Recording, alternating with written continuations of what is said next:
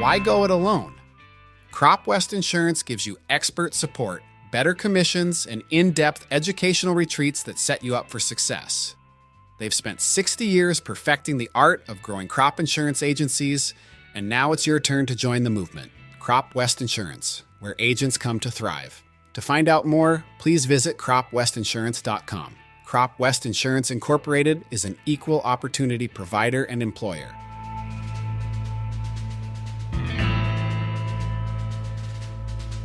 Hey there, and welcome to the Crop Insurance Podcast. I'm your host, Mike Rydell, a third-generation crop insurance agent, and I'm here to help you navigate the ins and outs of crop insurance. It's what my family's been doing for generations, so you're in good hands. Our goal here is simple, to educate our listeners. Crop insurance can be complex and overwhelming, but I believe that understanding it is crucial for every farmer. So whether you're a seasoned farmer looking to stay updated or a newcomer seeking guidance, this podcast is for you.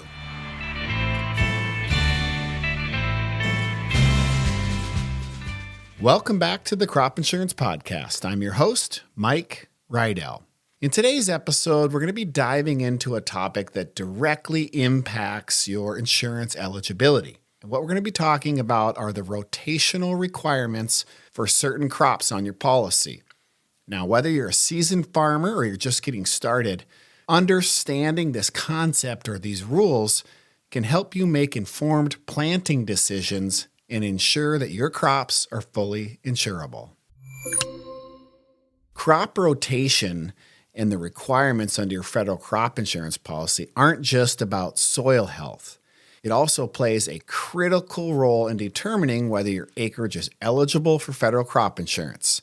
Now, this is one of those concepts that you want to understand more than the actual details, because there are different crops in different parts of the country where these rotational requirements come into play. So this is more about understanding the overall concept of involving your crop insurance agent during the sales closing process when they're quoting the various crops that you may seed in the coming fall or the coming spring, to involve them in that sales closing process with your plans so that they can inform you which crops may impact your rotational eligibility requirements. Now, for the purposes of this episode, we're going to be looking in central Montana at just a few of the crops that have rotational requirements that are fairly common so that we can get through the concept to you in a real world format, but then also dive in a little bit into the weeds on these specific crops. As we know, we do have quite a few listeners in Montana. So keep in mind that we are not going to be discussing every single kind of crop like I just mentioned. There's many that have rotational requirements. We're going to be focusing on just a few for the purposes of this episode, and these are the types of crops that are out there that you cannot seed in back-to-back years or every couple of years, depending on their different requirements. So once you understand this concept, it'll help you to engage with your crop insurance agent, or if you're a crop insurance agent, it'll help you engage your growers during the sales closing process, as opposed to waiting until acreage reporting only to find out that something is uninsurable due to the rotational requirements. Because too often, growers aren't involving their crop insurance agent in their spring seeding plans or fall seeding plans for that matter until it's too late, until acreage reporting time. So we don't want to wait to find out about rotational requirements at acreage reporting and or claim time. So make sure that you're including your agent, or agents make sure that you're engaging your farmers during the sales closing timeline. Now, I understand that some of this may sound new or seem foreign to some of you out there, as maybe you only seed wheat or one variety of crop.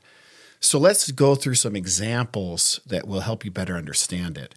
Now, again, we're focusing in central Montana, and let's talk about dry peas. Now, with dry peas, there's many varieties of dry peas, but each of these different kinds of varieties do have rotational requirements.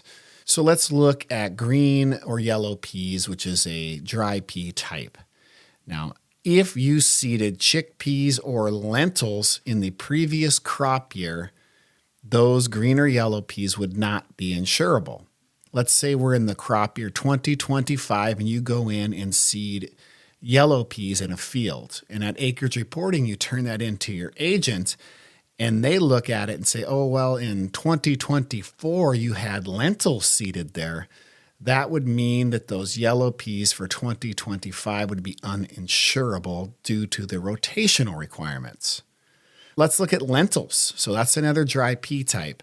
So now lentils, if you had lentils seeded in the same field in either of the previous 2 crop years, insurance won't be available. So again, it's 2025, you're seeding lentils, you turn it into your crop insurance agent, and they say, oh, well, in 2023, you seeded lentils in this field, that would make them uninsurable because that is within the previous 2 crop years.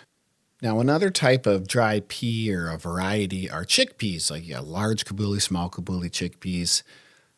Now, on that one, it's if you've seeded chickpeas in the same field in the previous 3 crop years, that current crop year will not be insurable. So as you can see, there's different varieties that have different requirements in terms of rotational requirements that vary from year to year in terms of how many years it goes back. So you definitely want to involve your crop insurance agent when looking at seeding your spring crops or fall crops to make sure that there's no rotational requirements that you need to be aware of. Because again, if you find out at acreage reporting time or if it slips through acreage reporting time, you might find out at claim time that those acres are uninsurable, and that's not what you want to have happen. So again, why do these requirements matter? And more importantly, what happens if you're wrong? So these restrictions aren't just for paperwork purposes. They exist to protect long-term sustainability. Now, continuous cropping of the same plant species can lead to increased disease risks, soil degradation, and pest issues. But those reasons are a little bit outside of my area of expertise. So I just kind of rely on the insurance requirements. But bottom line, by enforcing these rotation requirements, the insurers can help encourage best farming practices while they ensure that coverage remains available for farmers who follow the guidelines. If for some reason you did not advise your crop insurance agent about your seeding plans during the sales closing process or at any time prior to seeding the crop, and then during the acreage reporting process, they notice that you're not compliant with those rotational requirements on that ground you seeded, those acres would be uninsurable, aka no coverage. Now, keep in mind that sometimes you might report acres and they might slip through and you might even get a summary of coverage that shows that those acres are insured. Well, during the claims process, the adjuster may go through your acreage report and your previous history and find out that you are not compliant with the rotational requirements and that those acres will become uninsurable. So you would not get paid a loss on those acres, assuming that you were thinking you were going to get paid a loss on those acres, because they're uninsurable due to the rotational requirements. Now, there are a variety of reasons why those rotational requirements are not discovered during the acreage reporting deadline.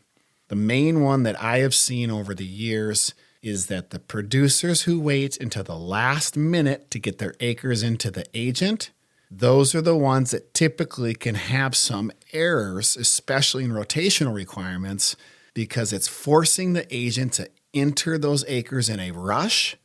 And so the further or the longer you delay getting those acres to your agent, the more likelihood that there could potentially be an error. Now, that is going to be put on the agent and they can help you work through that scenario.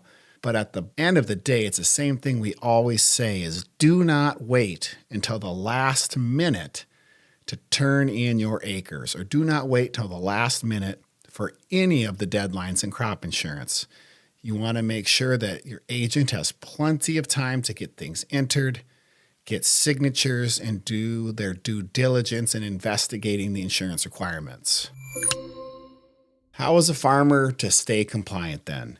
Well, if you're unsure whether your land or the different crops you're planning on seeding have rotational requirements, there's a few steps you can take.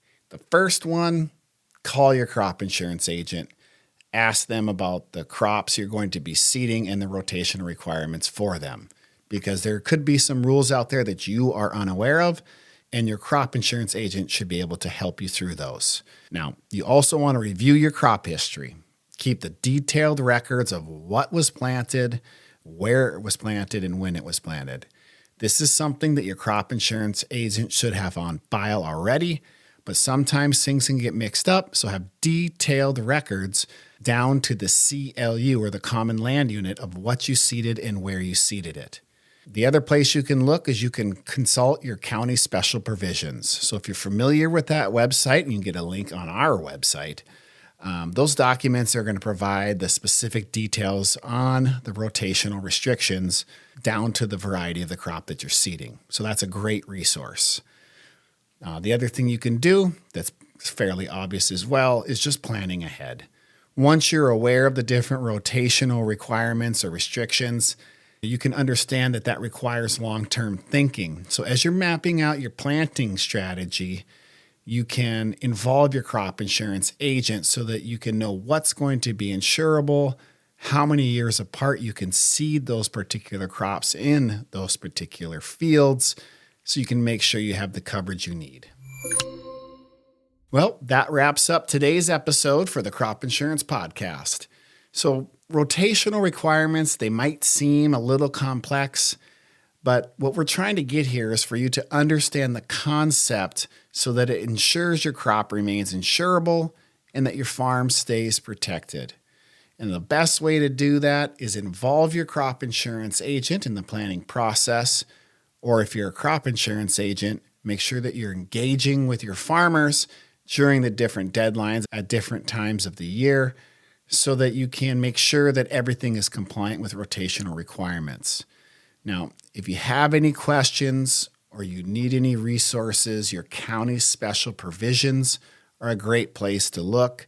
Also, the best place to start is with your crop insurance agent. Now, don't forget to subscribe for more insights into the crop insurance and risk management tools that are out there. And we cannot thank you enough for tuning in. And until next time, happy farming. From my family to yours, thank you for joining me today. Explore more at cropinsurancepodcast.com, where you'll find episodes, articles, and tools to help you make the most of your coverage. Be sure to subscribe and share with your friends and neighbors. Remember, this info is just a guide. For specific rules, please refer to the Crop Insurance Handbook and your appropriate crop provisions. This institution is an equal opportunity provider and employer.